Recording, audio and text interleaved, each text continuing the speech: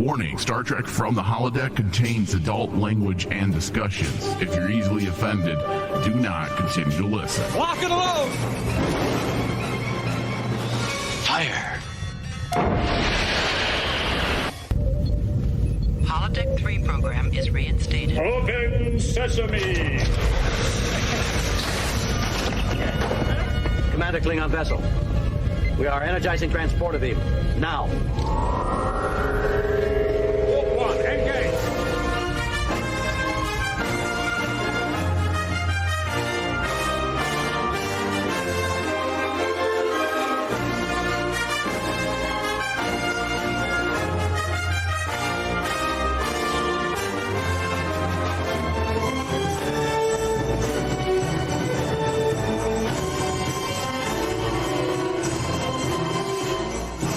All right. Hello. Welcome, everyone. Welcome to Star Trek from the Holodeck. I am Michael Flores, the host and captain of this show. And in the studio at the helm is Ensign David Sabal. Hello, Ensign. I think I'm going to cry, Captain. Really? Can I throw you in the brig if you start crying? There's no crying in Star Trek. Hey, there's no crying in Star Trek. It's acceptable to cry after you make sweet love to 7 and 9. It's a dream come true. Then, of course, you can. You're permitted to cry. Or to Paul. Yeah. Or to Paul, yeah. And in that case, you're going to be crying a lot of white tears, right? Why are you laughing, Dave? That's not pretty if you're crying that many white tears. I'm not human. I'm not human. Okay? Let's not be judgmental. All right, so today we're going to be talking about Star Trek Picard Episode 2 of Season 1, titled Maps and Legends. All right, Dave, so this is a fairly simple episode this week with some very strong, dramatic, and telling moments. As the Picard writers begin to flesh out the current political landscape of the Federation and Starfleet, that was the biggest highlight for me, believe it or not, with this episode, because that's something I've been talking about since day one. You know, where are we going with Starfleet? Where are we going with the Federation? What is their outlook politically? What's their ideology after within the aftermath of the Dominion War? And of course, the Borg encounter that took place during First Contact, and now with the supernova disaster with the Romulans. Where are we at? These are questions that they have to tackle. And these are roads that were not started by Alex Kurtzman. These were roads that were started by Rick Berman and Michael Piller decades ago. Yeah. And all Kurtzman is doing is connecting the dots. And that's why I get a little frustrated when I read these blogs of these Star Trek so-called purists saying, oh, this isn't Star Trek. Oh, Rick Berman, well, he would never do this. But I'm like, he started this. Exactly. You realize that Rick Berman had tore down the Federation, or at least was leading him down this path where they were alluding to the fact that it's going to be a bleak future for at least several years for the Federation. And all Alex Kurtzman and his group of producers and writers are doing are taking the shows in the appropriate path that makes sense to where we left off with a lot of these individuals, with a lot of these different series, Deep Space Nine, Voyager, and of course, even TNG.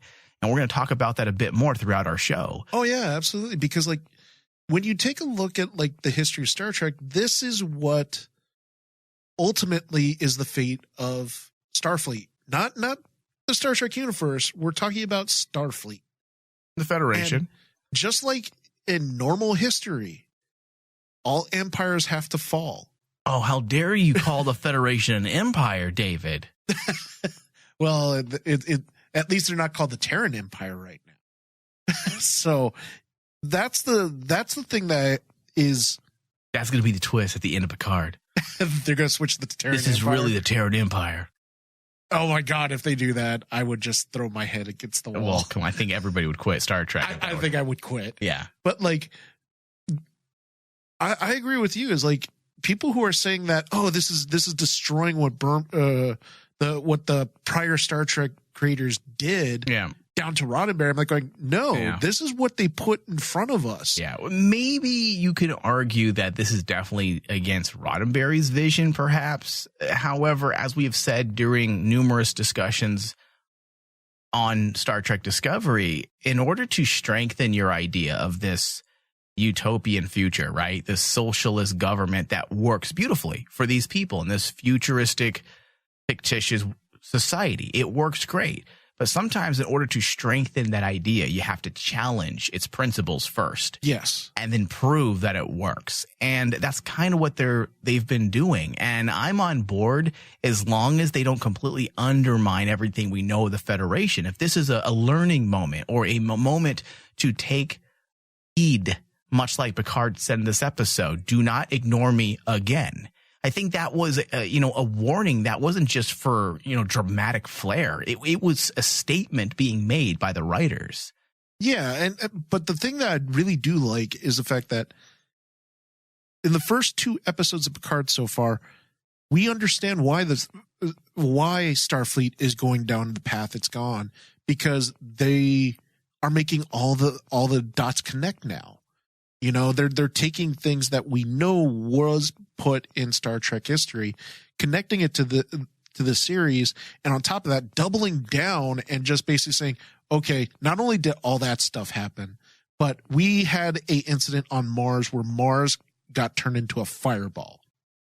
And that was like it's the straw. It's the straw that broke the camel's back. It's the same thing that you mentioned in the prior episode of how it was all leading up to just one more incident had to push it over. And the incident in question that pushes it over is unfortunately due to choices that Picard made. Right. And, going along with that line of thinking, it is becoming more and more clear that this is not the same Federation. Not saying they as a whole are evil, but as a whole, they are tired, possibly weak. They're changed. A dying government, and as history will show, a dying government waning in power and control, that's losing its grip over its nations, can be a dangerous government. Outside influence, infiltrators can plant seeds of opposing ideology. And in this episode, we actually get a glimpse of that. Also, Picard comes face to face with his own mortality. Yeah. This is something I did not expect to see at all in the show. I just wasn't thinking, oh yeah, Picard, old, probably going to die, which honestly just makes him that much more driven.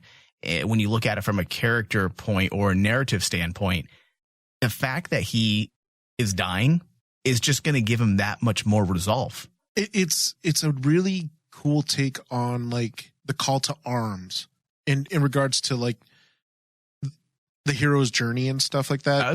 The hero's journey has a call to arms. They have that moment. Picard's call to arms is, I'm on limited time. I have to do this. Oh, and when you think about it, he's a man that's very honorable. And, some people may say it's arrogant or maybe narcissistic to want a favorable legacy to leave behind. But when you've devoted your entire life to an idea, Starfleet, Federation, does he really want to go out in his twilight years dying knowing that it was all for nothing? Yeah. Especially now knowing that he's dying. This is his moment to change the course of the Federation. And that's why I love that moment between him and the Admiral, because yes, it's about Data. Absolutely. And it's about him as well, and possibly correcting some errors. But it's also about, hey, this isn't the Federation that I devoted a lifetime to. He's very passionate about that. And I'm glad that they're saying and stating these things, because it isn't the same Federation. Yeah. And it is not. And it's all purposeful. And it's not because the writers are throwing caution out the window saying, fuck it. They know what they're doing. This is all purposeful. They're connecting the dots, as we said a few moments ago. And we're going to get into all of this. But first, Dave, give me your initial thoughts on this episode as a whole in a nutshell. My initial thoughts on this episode after the first viewing was the first viewing. Yeah, because I viewed look at you. You had numerous viewings. I watched this episode 3 times. 3 times. And then the first time I was really surprised of how simple it was. The episode was pretty short, and it felt short and sweet and simple, right? But then when you dive deeper into it, then you see the little nuances given by the performances by some of the actors. Again, Patrick Stewart's awesome. Some of those really high emotional beats, emotional scenes, just home run. You know, like the scene with him and his doctor, home run. The scene with him and the Admiral, home run. Those performances, honestly, is what made this episode really good, because it drove the narrative forward. That was the engine. That was honestly the engine of this episode, was getting to see a lot of the actors' performances and how good they are as an ensemble cast, with Patrick Stewart in the center.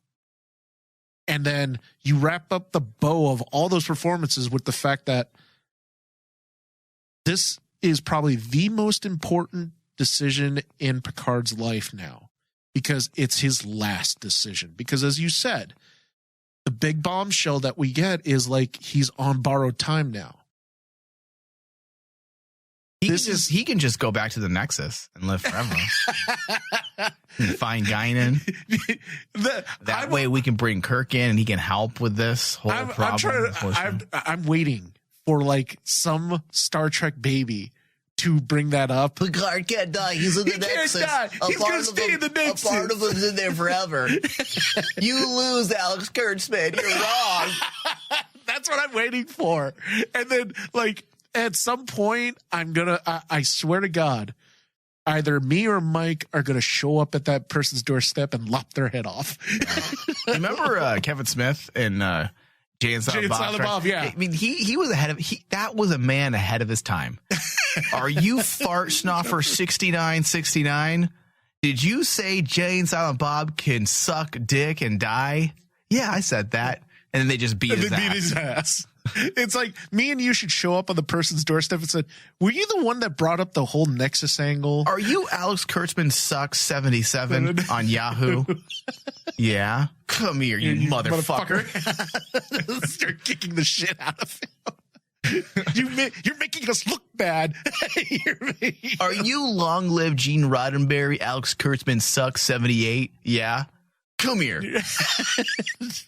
But I'm honestly waiting for them to bring that up. And I'm like, oh, God, please, Michael Chabon, just put it to rest. just do something. What, just put it to rest? We want him to kill people? Like, what are you talking about? What are you in the mafia now? I'm like, Michael Chabon, you know what to do. You know what to do. You know what to do. Do your thing. You can make people disappear. You know what I'm talking about. You can make people disappear. You can borrow really you can borrow my kitchen knife if you need to. It's good for, getting hoofs off of grills of cars. Hoofs. You can find people to paint your house. Paint houses. Yeah. Look at you, Dave. You are getting mafia. All right. So, Dave, just to follow you up with that, with the initial thoughts, this feels right. Yeah. The show, despite it being much darker than its predecessor, of course, TNG, it's befitting of a show about a man who is in mourning, as Picard had stated, a guy that is at the end of his life and facing his own mortality. Yeah. Feeling alone, isolated, not respected, perhaps feeling that his career in Starfleet and the admiration he had for it really doesn't matter. So what's left? You stand for what you feel is right. So, I mean, these darker tones for Picard that may irk some Star Trek fans, it may conflict with TNG. It works for this specific story pertaining to Picard. This is what Patrick Stewart has said since he signed on. This is the reason why he signed on, because it was very different. It was a nuanced look into Picard. It essentially some of the best episodes of TNG thrown into its own series, where you can focus and do a character study of a man, a military man, and a man of science in his twilight years. When do we ever get the opportunity to dissect a character like this, a pop culture icon, in this way? We don't. This is a treat. We don't want to see TNG 2.0. We want to see a man at his end. At his end. And like still paying respect to what's put in front of us thanks to the past. Yeah. I mean, I love that one moment when Picard kind of looks at the one Romulan and the Romulan brings up, well, why don't you call your old crew? And Picard's like immediately, I've thought about it, but no, I don't want to do that because he knows that they would actually come to his aid. I mean, he doesn't want to take advantage of their loyalty. And he doesn't want to take advantage of their loyalty. Yeah. And I was like, going, that's good yes, stuff. Yeah, that's that good is stuff. fantastic stuff. That's how you put down Star Trek, baby, saying that the whole crew should band together. No, Picard's not going to allow it because it would ruin everything that they've done together in the past, and it would like spit in the face and disrespect what they've done together. And also, I don't want to see all of them together right now. I mean, can you imagine? Hey guys, let's all team up for one last ride. That was Star Trek 3 when Captain Kirk stole the fucking 3. Enterprise. Yeah, that was Star Trek 3, which worked once. We don't need to keep seeing it. And then looking up at the Enterprise falling, and my God, what have I done? Oh, all right. So getting back to the point that this is not the same Starfleet. Okay, so let me backtrack because we keep saying this isn't the same Federation. This isn't the same Starfleet. And it is. It isn't. Okay. But this is. Hold on. Let me. I want to make sure I say this the right way so it doesn't sound confusing. This is not the same Starfleet or Federation from the Next Generation. Yes. But this is the same Starfleet in those later years, the Starfleet from the Next Generation films. Yeah, this is what it progressed to. And I love it. I absolutely love it. This is the direction they have been heading, as we had said at the top of the show. Their actions in insurrection, if you remember, Federation's involvement in the manipulation of people and the direct violation of the Prime Directive when they were relocating an entire planet of people without them even knowing it. They were essentially going to transport them at the dead of night to a holographic representation of their planet. And this was kosher with the Federation. Various episodes of Deep Space Nine delved into this version of Starfleet. Mm-hmm. This is a Starfleet that's not bad. This is a Starfleet that is paranoid and damaged. They're afraid, not because of losing power, even though I'm talking about losing their grasp of their outer territories. It's not about power. It's about paranoia of losing the safety of the Federation. Yes. Okay. This utopian haven for so many people. That's why in episodes of Deep Space Nine, when they delved into how the Dominion they're essentially doing terrorist cell type stuff, Al-Qaeda shit, where the Dominion now were this threat that it could be anyone. You don't know who it is. And they had, I believe they had entire martial law across the entire planet. I mean, these are things that were in fact happening during Rick Berman's run in Star Trek. Yeah. We also had, we can't forget, Dave, we also had an episode of Star Trek Voyager, the season finale titled Endgame, where we saw a Catherine Janeway from the future in the year 2404. Okay. Which is only a few short years away from the events of Picard. And the decisions that this Janeway made were very, very questionable. Yes. Were they evil? No. But she was a representation of a callous and tired Federation and Starfleet. So all of this coalesces and works with what they're doing with this show. Yeah. And you can even take it further and basically just look at Star Trek's history of the Federation, even down to the original series. You're in the middle of the Klingon War. So there's the First War. Then you go to incidents like the Borg in TNG, where they fought tooth and nail with the Federation, and still at the same time they're having these diplomatic wars with the Klingon Empire. Yeah. And then on top of that, you throw on the Cold War battle that they're having with the Romulans at that time. No. And then you get to Deep Space Nine, like what you said, where it's all of a sudden Dominion's here. And it's like a domino effect. It's like one thing after another. And all these incidents in Star Trek history are just chipping away. Yeah. Just chipping away at the Federation.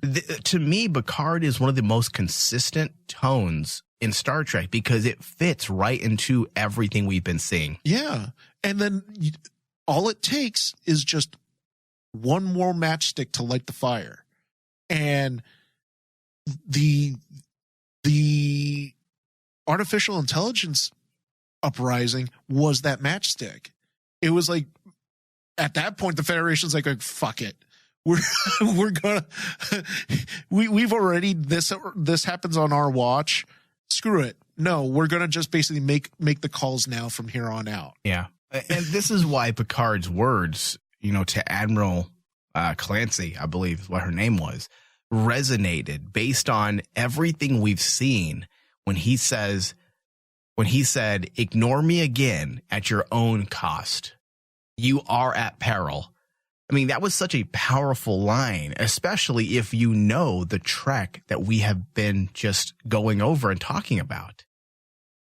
This is a path that they've been on for a long time. Very long time. And again, the episode of Voyager Endgame takes place in the year 2404, and Picard takes place in 2399. So they have some growing pains still for several years. And I'm hoping Picard encompasses a bit of that as well. I love what they're doing with this story pertaining to Data and all the things going on with the Romulans, but I would love if they were to wrap up and put that little bow on the Federation and Starfleet and let this be the turning point. I think that would be a great way to bring Picard back to greatness. Not only do we get to see him at the end of his life, but he comes back not just to redeem Data and do what he's got to do, but also he plays a hand in changing the direction that the Federation has been going for the past 2 decades. Yeah, bringing back the Federation to what it was. Imagine if that's how his series ends, with him changing the Federation and essentially bringing it back to its default mode, at least where they were at during the earlier seasons of TNG. Yeah. That would be such a huge success for the show, David. And the legacy for that character. Yes. The legacy for that character, if he were to actually do the one thing that he was fighting about in Insurrection with Shinzon, where Shinzon's saying that the Federation's a dying animal. Yeah. It's going to die, let it die. But Picard is basically there saying, no, he still has hope and he still believes in the ideals of the Federation. They need to live on. And I agree with you. If they were to actually do that at the end of the series, that would cement Picard's legacy as arguably the most important character for Star Trek. Oh, well, hold on there. Captain Kirk traveled around a sun and brought humpback whales back to Earth. Okay? Humpback whales. If he didn't do that, that probe would have killed us all, Dave. And don't forget. So you bite your fucking tongue. And don't forget, he fought God. That's right, David. What does God need with a starship? Fucking bastard. Bastard. But speaking of Kirk, let's talk about the Trek of that time, classic Trek. Things are even different from that time period. It was the Wild Wild West, but they would never have turned their back on an entire species. They were a bit crazier. They did shoot from the hip a little more. It was more of a swashbuckling era. But even in Star Trek, The Undiscovered Country, Star Trek 6, when the Klingon mining planet Praxis blew up from, I believe it was over mining. Yeah. And the Klingon people needed assistance. Otherwise, they'd die. What did Starfleet do? What did the Federation do? They wanted to help them, led by Spock. Meanwhile, Kirk let them die. That was a whole other perspective that made sense. It was a personal thing. Yeah, it was a personal thing. He could never forgive them for the death of his boy. I mean, come on. You already know this, right? Killed Daniel. Christopher Lloyd. Dr. Emmett Brown. Dr. Emmett Brown. Okay, so bringing it back, just to kind of put this into context or perspective here, the Klingons were in the same position then that the Romulans are now. The Klingons were the Federation's enemy. And yet they willingly helped them when they needed help.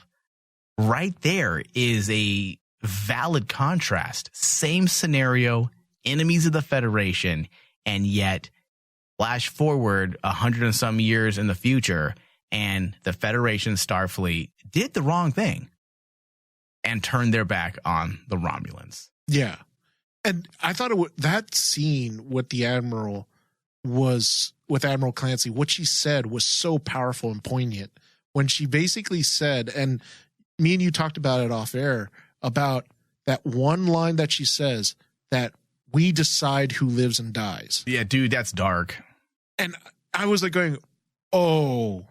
That's, I mean, dude, when a person in a position of power starts speaking like that, I mean, that's abuse of power. But the scary thing is she believes, the character herself believes she's doing the right thing. And that's why the writing in this show is fantastic, because the writing and the directing just says it all. It's conveying the right ideas. Like, we get that she's not evil. I don't believe this woman is a bad person. I think she is feeling the weight of the time. And she believes in her heart that the only way to save the Federation and save the Starfleet and to save this way of life that they have that's so very important is to do the things that you're doing. I mean, we talked about this briefly in the first episode discussion.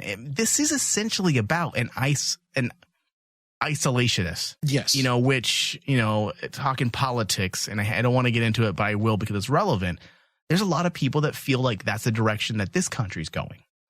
That we're starting to be more and more an isolated country because of some of the decisions we're doing. We're isolationists. And we know, if you look at history, that doesn't really bode well. So they're using that a bit, you know, current politics to kind of dress the setting for this show, this series. And it absolutely works. We get it, because when societies become isolationists, it's usually out of fear. It works, and I love it. And that's why I'm saying that if we go down this path, there has to be light at the end of the tunnel. Otherwise, this isn't Star Trek. Star Trek is about optimism, and that's something we can throw all the doom and gloom that we want in a show. In Star Trek, we can just throw. Darkness, death, despair. But there's got to be a light. There's got to be a light at the end of that tunnel. And right now, Picard is that light. Data's spawn, his daughters, I have a feeling they will also be part of that light. Part of that light. The optimism of this series.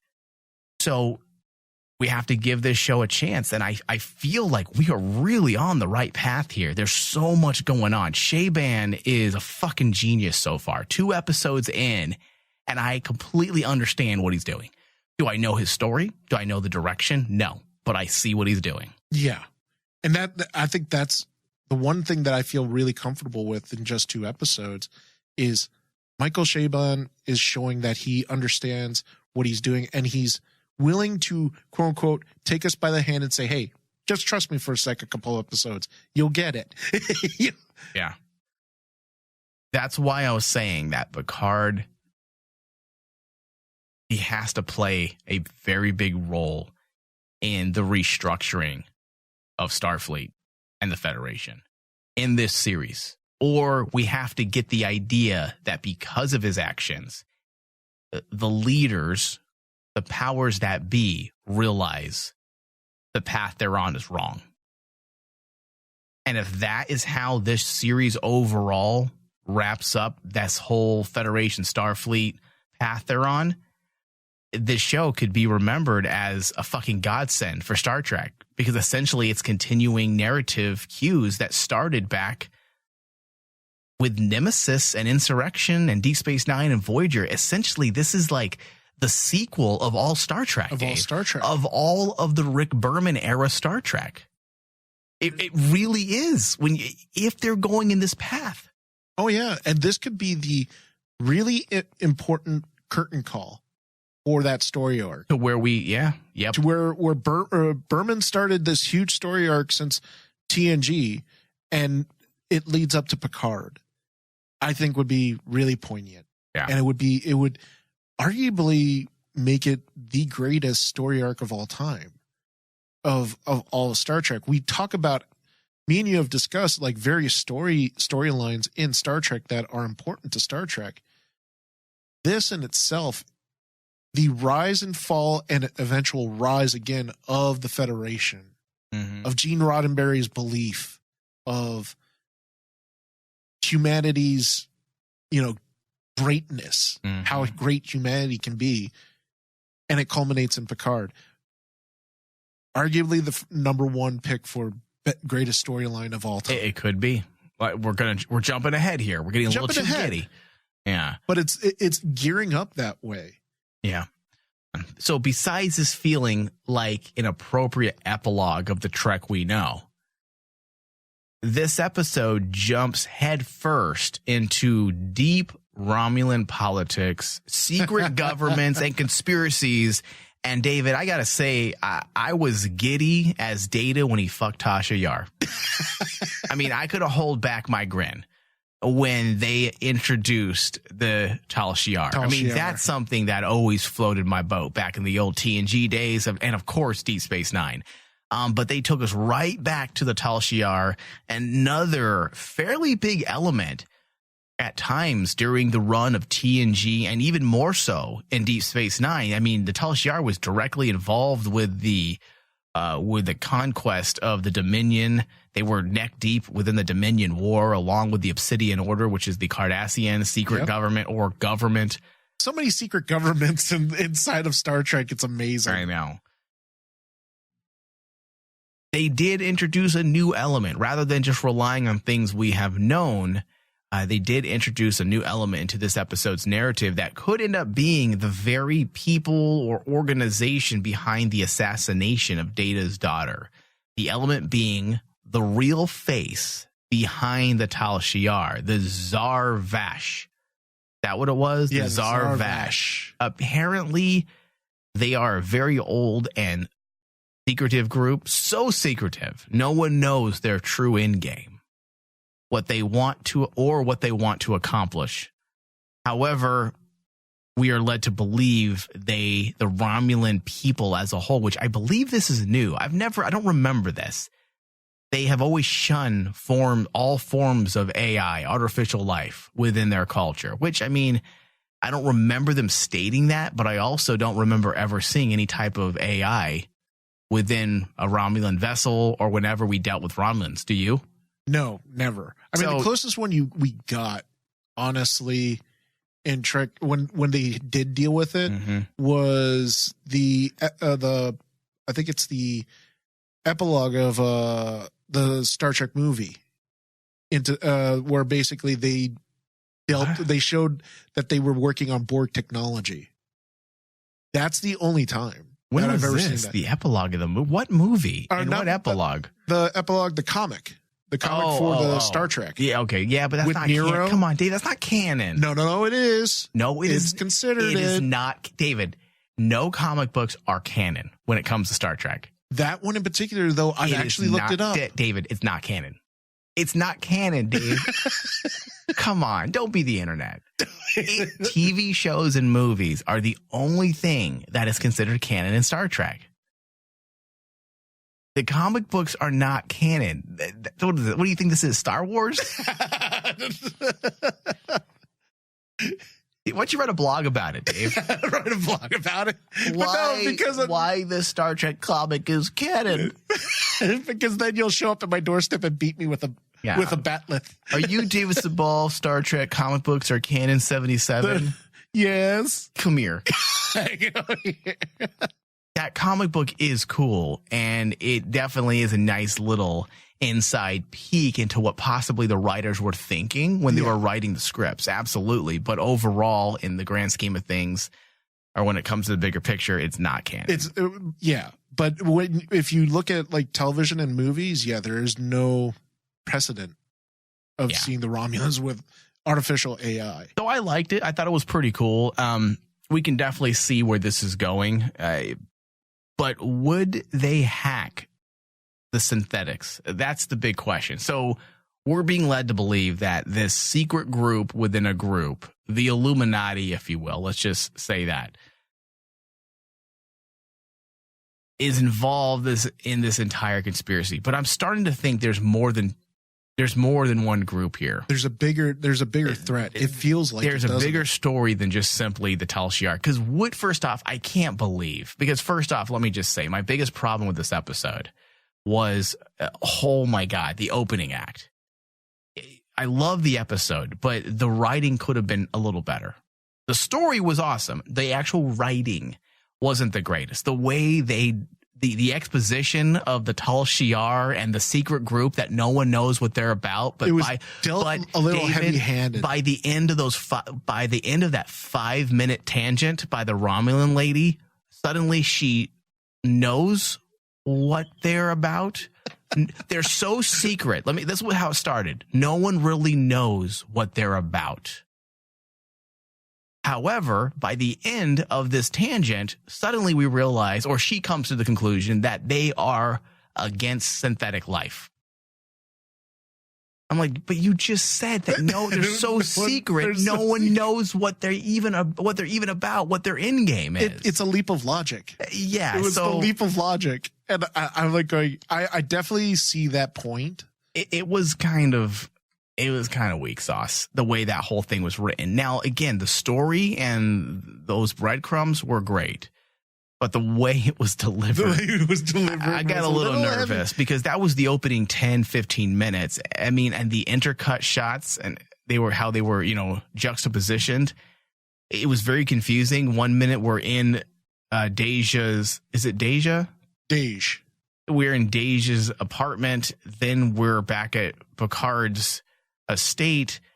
She's telling one story, and then we go back to another. And while we're at this other scene, she's still talking about something else from this scene.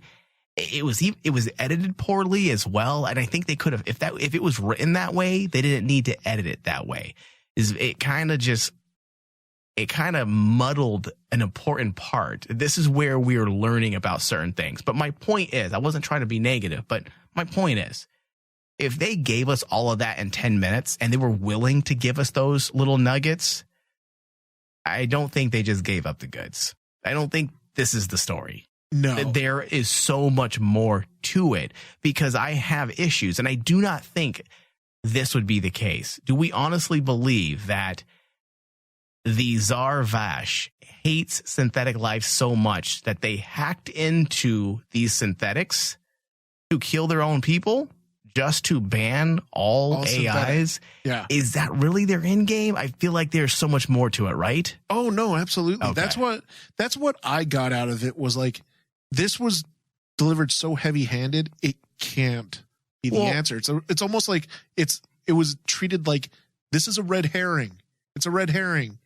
It just looks, it's right there, and we're going to make it look like it's real. But in all honesty, it's too much of a red herring. Yeah. And it seems like it might be a bit elaborate, a little overly elaborate, and about 300 years late.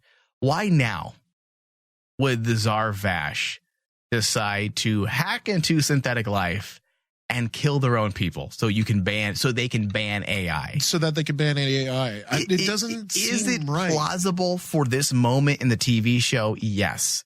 Is it plausible to be the actual end game for the entire series? No. There is so much. There's got to be something bigger in the works. This is only the tip of the iceberg, and it's probably not even as obvious as we may think it is right now. Now, I put on my tinfoil hat. Okay, do it. I put my tinfoil hat on this one, Mike, and I want to see if you can help me connect the dots. Okay, I will try. We're dealing with artificial intelligence, right? Mm-hmm. And if this organization hates artificial intelligence, supposedly, or something that started it, there is artificial intelligence that they can definitely use as a callback that we just recently saw in Star Trek Discovery Season 2. You think they're going to tie in Discovery? They're going to tie in Discovery with Control. Huh. Because remember, the one question that me and you had at the very end of Star Trek Discovery Season 2, which was fantastic. Where the hell did Control go? What happened to it? They said, didn't they destroy it? I have to go back. I don't remember now. That's the thing. I was like thinking to myself, well, wait a minute. But they also had a lot of Borg similarities, how it assimilated humans. And we had thought maybe this was the actual root or the beginning of the Borg, it actually started from humans. Yeah, dude, I don't know, man. I mean, and that's when my tinfoil hat showed up, and I'm like, I don't think that's a tinfoil hat moment. I think that's valid. I think that, I mean, we're dealing with Alex Kurtzman's run of series. It's all the same producers and various similar writers. They could very well find a connection there. Find a connection to Control, because the biggest question I didn't think about that, Dave. The biggest question that I had at the end of season 2 was, okay, they said that they had Control under. I vaguely remember Starfleet saying, "Oh, we have the program under control," and I was like, "So they captured it? Yeah, well, they have it still around? What the fuck?" They got to be careful though, because the whole reason why Star Trek season 3 takes place in the future is because they cannot be known to have existed. Because Control could find them, and they had to lie to Starfleet. You remember Pike, Spock, all of them were sworn to lie about what really happened to Discovery. But think about it. It'd be the perfect that Control would find out where they're at. But in doing the lying, it's a perfect hiding space for Control. What's a hiding space? Or it's a hiding spot for the Control program. Oh, they're going to lie about me? Cool. Yeah. Hey, listen, I'm not saying you're wrong. I mean, synthetic life, AI life. I mean, I do see the it's very similar in the way of themes. So we'll see. All right, so getting back to the Tal Shiar or the what is it? The Zarvash. Zargash? This is Zarvash. Can I call it the Zargash? Sorry. Excuse me, what'd you say? What'd you say? Man, this is a giant big Zargash. All right, so the Zarvash, apparently they have infiltrated Starfleet.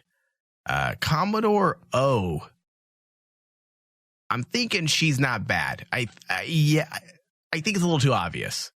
They revealed her motives way too soon.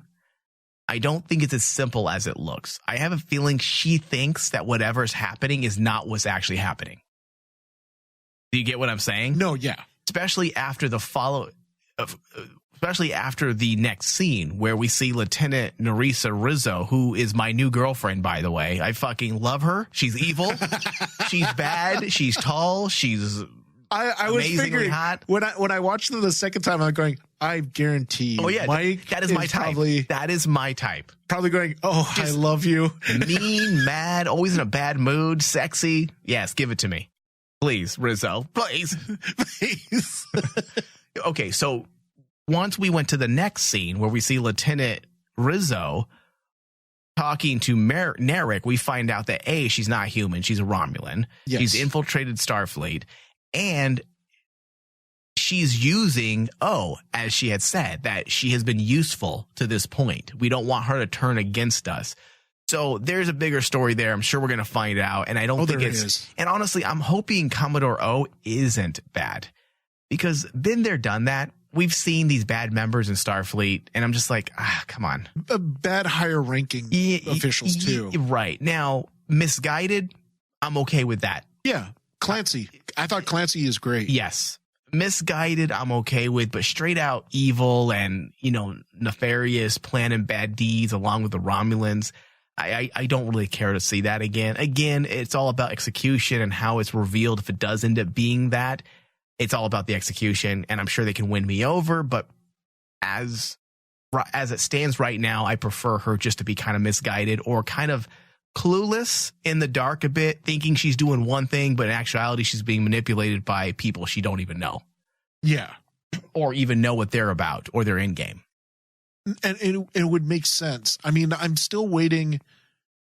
The one thing that we're dealing with so many secret organizations, the biggest secret organization that I was like trying to figure out is, you mean to tell me that Starfleet's, what the fuck happened to Section 9?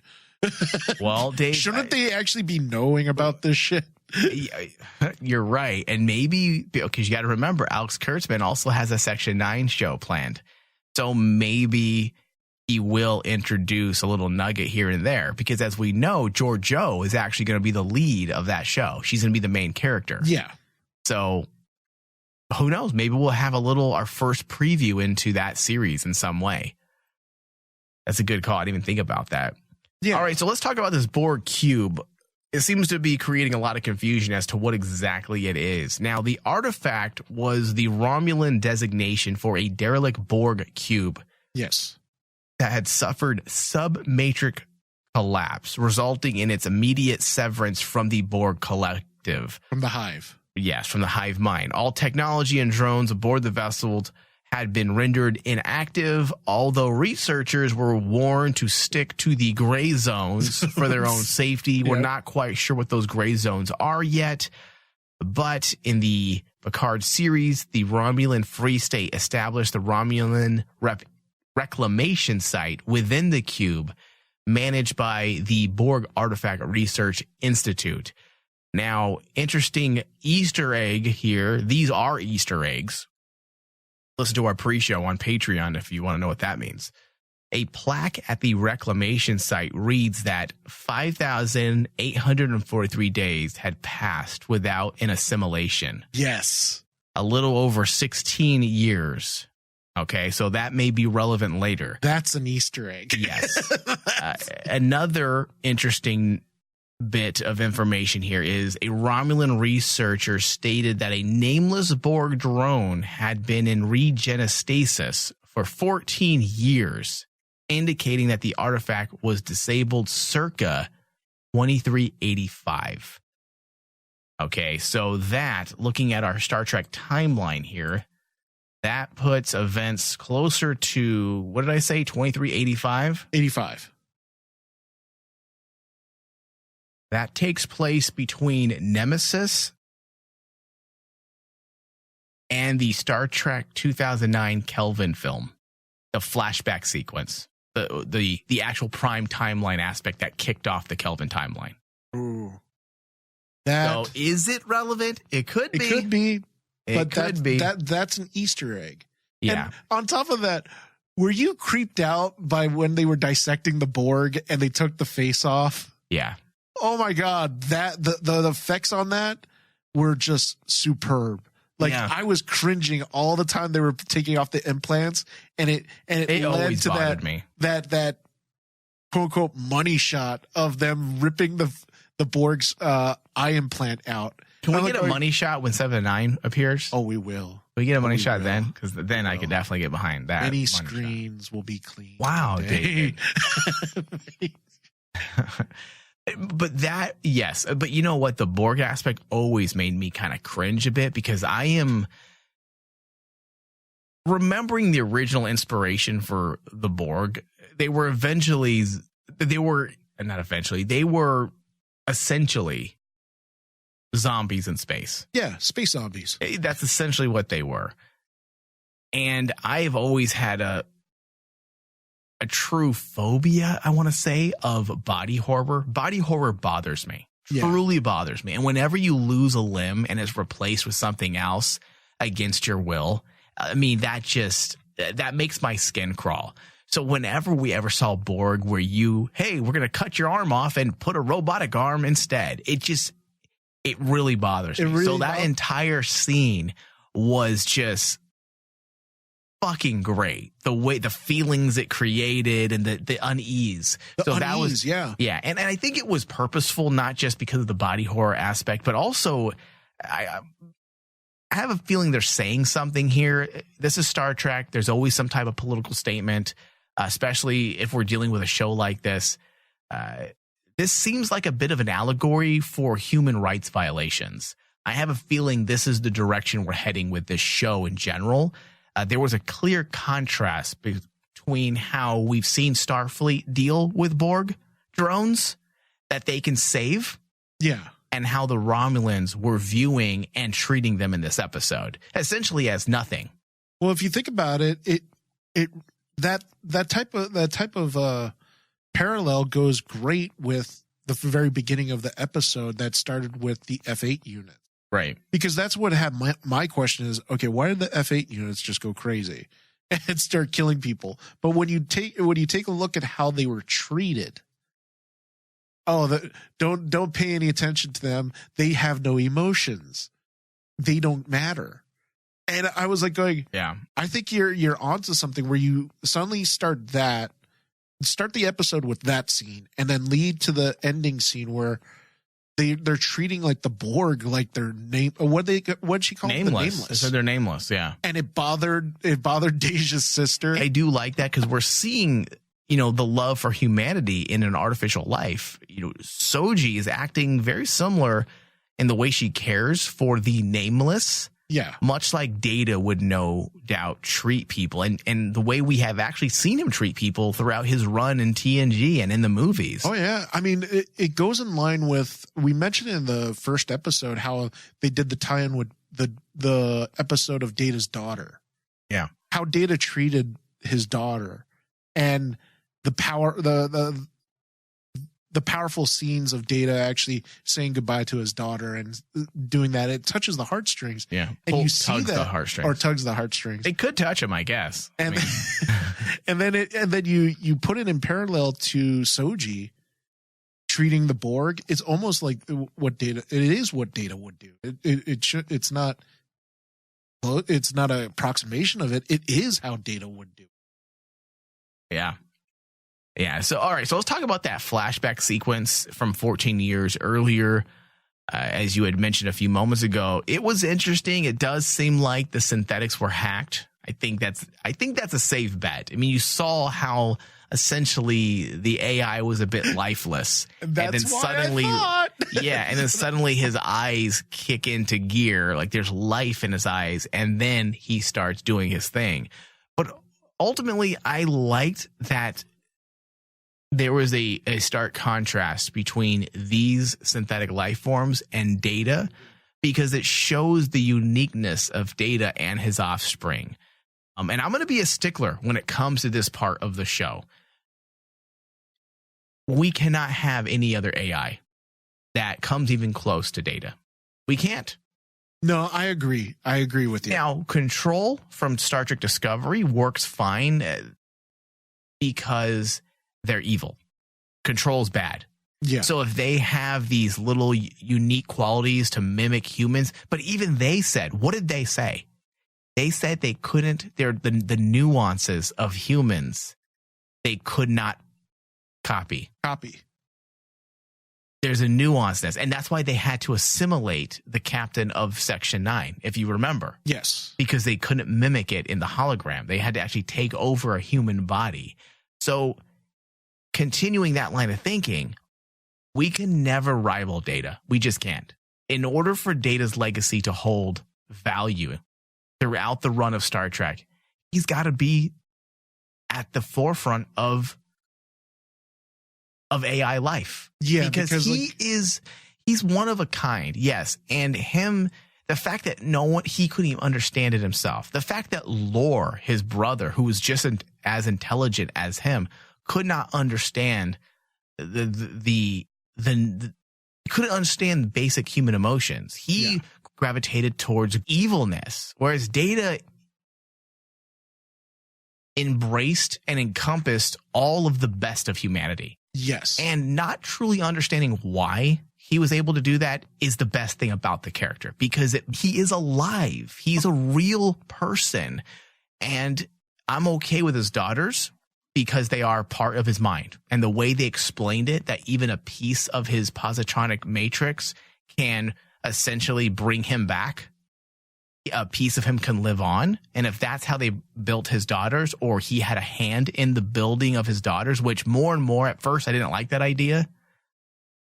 Honestly, if this is the route we're going, I hope he had a hand in building these daughters. Yeah. And it would make sense because I'm so special. And you're right. If they do, they can't one up Data when it comes to androids that act like humans. And that's why the F8s, I didn't have any problem because they were blank slates. That's pretty much how I saw it, is like, especially when they smile And it's not the Data smile where you see this glimmer of emotion that's there, that's in his positronic matrix. No, it's just a blank, I'm just smiling because type of thing, Yeah. There's no emotion behind it. Yeah. So, Dave, whatever they end up doing with this series, as long as they continue the idea that Data is 100% unique and his daughters are also a part of that. Yeah. I'm okay with, because again, I am a stickler for Data's legacy. As I said in our last discussion, the way he died and how he died, I stand by it. And people may have their complaints about Nemesis, but when it comes to the end at that point, as how we viewed it, that this was going to be the last TNG film, right? Yes. I felt like that was a great ending. The fact that Data finally understood human life in its fullest, not just love, not just appreciation for life and music, not just happiness, not just friendship or companionship, but now sacrifice. So they can't destroy that. They cannot. So whatever they do in this series, it has to work in tandem with Data's sacrifice. And that's why I love the moment in this episode when Picard said, I have been mourning my colleague and friend for 2 decades. I'm like, yes, Shaban gets it. He understands the importance of that bond. So I loved it. On that note, we do need to wrap this discussion. We are going kind of over a bit on time this week. David, give me your final thoughts. Final thoughts, and should we do grades? Yeah, final thoughts and grades, yeah. Okay, so my grade for this episode first is I'm going to give this a 87. No! It's a very good episode. I'm enjoying the series thus far with Picard. That moment with him and the Doctor made me tear up the second time I watched it, because I got to actually see it in full detail, and I'm like going, that hit me in the soul. And I was like, I wasn't expecting that. And that shows how good the writing from Shaban is, but also the performance of the actors and the directing in that scene. It's just perfect. It felt so real and get in a scene like that. And it's one of those shining moments in this week's episode that I think is my favorite moment in the episode. I agree with you wholeheartedly that at this point in the game, the important things to really, really take care of in the series is Data's legacy, because they're treading on that AI type of, okay, are Data's daughters more perfect than Data at that point? Then they're hotter than Data. Oh, and then like, what does this mean to Picard with the whole, Data's legacy? They have to really take care of that. And I have I may sound like I don't have faith in Shaban to writing a story like that, but I do. I have a complete faith that he can do it. He hasn't failed yet. Only 2 episodes in, Dave. We're only 2 episodes in. Easy now, Dave. But honestly, I have complete faith in like what we're seeing right now in Picard. I really enjoy it. I'm really enjoying the series after 2 episodes. Yeah, no, I agree. So what's your percentage? It was at 87. 87. All right. I will give this episode an 84%. I felt like the story was great. It was a good continuation of what we have seen. Overall, I did have some issues with how it was scripted out. It was very boom, boom, boom, boom, boom, boom, really fast for the opening, I don't know, act and a half, and then suddenly everything slows down. It almost feels like those opening minutes probably should have been put into the first episode. And then the cliffhanger should have been the Tal Shiar is involved. And then you ease into the introduction of this new secret organization, the true face of the Tal Shiar, the Vargash, whatever it's called. I think it would have been probably a little easier to swallow because there was a lot of exposition. It went from not understanding what the Tal Shiar and the Vash was about to understanding what they were about, all in about 5 to 10 minutes. Yeah. So overall, though, the story was great. I mean, to see Patrick Stewart on screen again, he came back for the right reasons. Yeah, he did. And you understand now why he decided to come back. Because as we had discussed, he had turned down previous reasons to come back to the show or to play or to reprise Captain Picard. And when you see the direction they're taking the show, you understand why he chose to come back. So it's working. I am very, very excited to see what's next. And that concludes this week's discussion. If you want to get more Star Trek from the holodeck, as well as some pre-shows, we kind of get the jitters out before we do our main shows. You can head over to patreon.com/Rainman Digital and pledge. $3 or more a month will help you gain you access to our pre-shows. And then, of course, on the $5 tier, you'll gain access to a whole plethora of additional Star Trek discussions. We jump into different themes, topics. Right now, we're on a Maquis kick. I believe we're getting ready to start part 7. Yes. We've done a whole Borg discussion, Voyager discussion. Q. We're actually in the middle of that as well. I still say he should show up. No. Well, let me think. Shit. Final moments. Picard's dying. Q shows up. Is there a Sean Luck Pickard here? Only if he says that. Mon Capitan. And then Picard dies. Oh, wow. Okay, hold on a second. Let me think about this. If Picard dies and Q is there to meet him in death, fuck yes. That would be awesome. Holy fuck, dude. Oh my God, dude. That would be powerful. Can you imagine? Yeah, because if you think about it, Q's been watching Picard the whole time. Testing him. And I get so angry when people say this is off topic, and you can actually listen to this entire diatribe and discussion and breakdown on Patreon. But the whole idea that Q is a villain is fucking bullshit. It's bullshit. No, who the greatest Star Trek villains of all time? Like, Q is always on the top 5. I'm like, he's not a villain. Nope. Not even a little bit. Nope. He's a way to get inside the minds of our characters, to challenge our characters, to teach lessons, to be a harbinger. He's so many different. He's essentially a plot device in so many ways. Now, we got to be careful, Mike. We don't want to give too much away. Yeah. I mean, we want them to go to Patreon and actually That's true. Listen to the Q discussion, because it's one of my favorites. Yeah. All right. So that concludes this discussion. David, thank you. Thank you. Live long and prosper. I couldn't help but notice your pain. My pain? It runs deep. Share it with me. End simulation.